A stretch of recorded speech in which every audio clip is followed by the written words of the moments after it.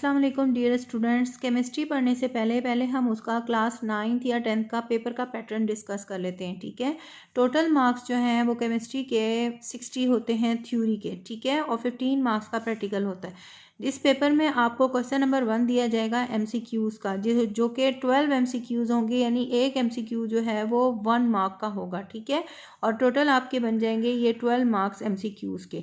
उसके बाद question number 2 है, जिसमें से आपने 5 क्वेश्चन अटैम्प्ट करने होंगे। 2 मार्क्स का एक क्वेश्चन होगा और 10 मार्क्स आपके टोटल होंगे। फिर क्वेश्चन नंबर 3 भी शॉर्ट का होगा, इसमें भी आपने 5 शॉर्ट क्वेश्चन अटैम्प्ट करने होंगे। 2 जो है वो मार्क्स का एक क्वेश्चन होगा और ये आपको 10 मार्क्स होंगे। फिर क्वेश्चन नंबर 4 है, 5 आपके वही शॉर्ट क्वेश्चन अटैम्प्ट करने हैं और आपने जो है 2 मार्क्स का एक होगा, 10 होंगे। ये टोटल आपके बन जाएंगे 30 मार्क्स। ठीक है, और ये 8 क्वेश्चन होंगे। 8 में से आपने जो है वो 5 क्वेश्चन अटैम्प्ट करने होंगे।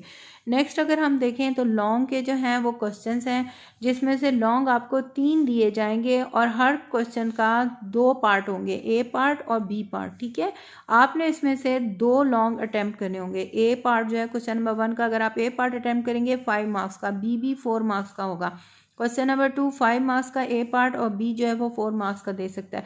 क्वेश्चन नंबर 3 अब ये वो भी 4 और 5 का या 5 और 4 का दे सकता है, ये एग्जामिनर के अपने ऊपर डिपेंड करता है, उसके मूड पर। ठीक है, इसमें से आपने 2 क्वेश्चन अटैम्प्ट करने होंगे लॉन्ग, जो कि 9 मार्क्स का एक लॉन्ग है, तो 2 करेंगे तो ये 18 मार्क्स बन जाएंगे।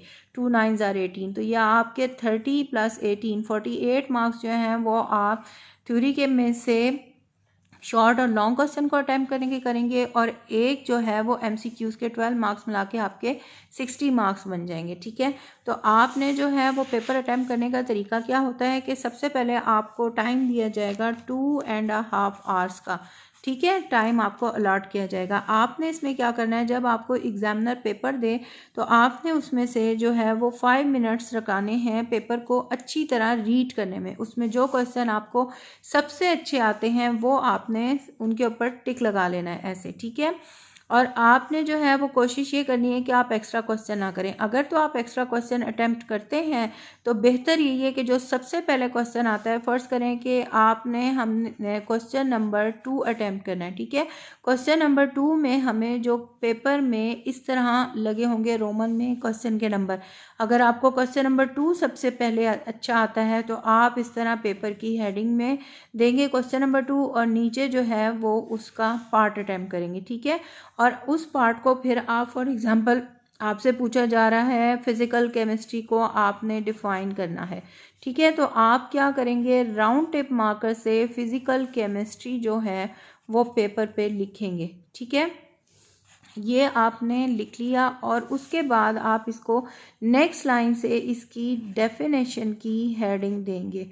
ठीक है, ये भी आप जो है राउंड टिप मार्कर से ब्लू कलर के आपने इसकी हेडिंग देनी है और फिर आपने नेक्स्ट लाइन से ये जो है वो इसकी डेफिनेशन स्टार्ट करनी है।